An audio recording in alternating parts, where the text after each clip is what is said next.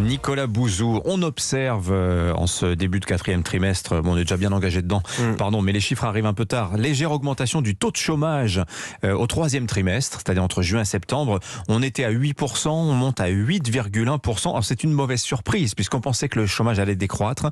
Mais paradoxalement, pensez-vous que c'est plutôt une bonne nouvelle? Pourquoi? Oui, en réalité, Dimitri, c'est pas le meilleur indicateur. Le taux de chômage, c'est le plus regardé, mais c'est un indicateur qui est imparfait parce qu'il dépend aussi des mouvements de population active. Si vous avez une population active qui augmente beaucoup, eh bien, ça peut faire monter le nombre de demandeurs d'emploi. Beaucoup de jeunes qui arrivent sur le marché du travail, exactement, par exemple. C'est sans doute ce qui est en train d'arriver d'ailleurs. Donc, ce qu'il faut regarder, c'est le taux d'emploi. Le taux d'emploi, c'est la proportion des personnes qui disposent d'un emploi parmi les gens en âge de travailler, les 15-64 ans. Et en France, ce taux a atteint au troisième trimestre 67,5%. Alors, il y a trois choses à dire là-dessus. Première chose à dire, 67,5%, c'est le chiffre le plus haut depuis que la série de l'INSEE existe, c'est-à-dire pourtant pas terrible, 1975.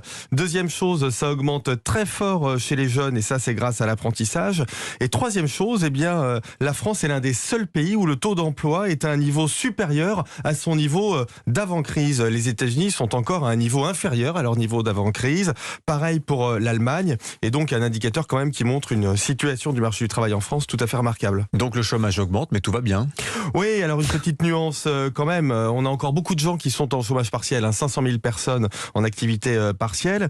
Et puis, eh bien, la nature des problèmes de l'économie française, elle a changé. Aujourd'hui, on a un marché du travail très tendu. Vous le voyez dans d'autres enquêtes de l'INSEE, celles qui interrogent les dirigeants d'entreprise. Plus de la moitié des entreprises nous disent qu'aujourd'hui, le principal frein à l'activité, non pas simplement un frein, mais le principal frein à l'activité, ce sont les difficultés de recrutement. On a un défi qui est triple. Première chose, rendre le travail plus attractif par des augmentations de salaire. C'est ce qui commence à se passer dans un certain nombre de branches, l'hôtellerie-restauration.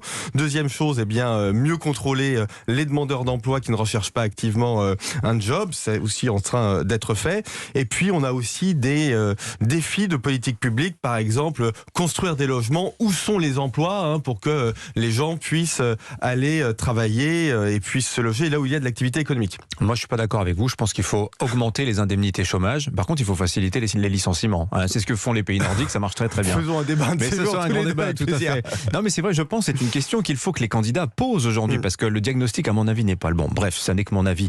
En tout cas, on a une situation là précisément sanitaire. On voit une 5e vague de Covid qui est clairement en train de grossir. Est-ce que ça va pas remettre en cause cette bonne dynamique de l'emploi? En tout cas, c'est un risque, bien évidemment. Alors aujourd'hui, on a tous les outils sanitaires pour permettre de laisser l'économie complètement ouverte en contrôlant l'épidémie. Et donc, le sujet de l'ouverture à tous de la 3e dose, le sujet, pourquoi pas, de la vaccination obligatoire, eh bien, c'est aussi un sujet économique et social pour ne pas casser cette excellente dynamique de l'économie française. Je sais que vous avez fait votre 3e dose. Vous l'avez dit sur c'est pas un secret. Vous l'avez dit sur les réseaux sociaux. Faites-la, c'est ouvert. Voilà, c'est ouvert. Merci Nicolas Bouzou. Merci.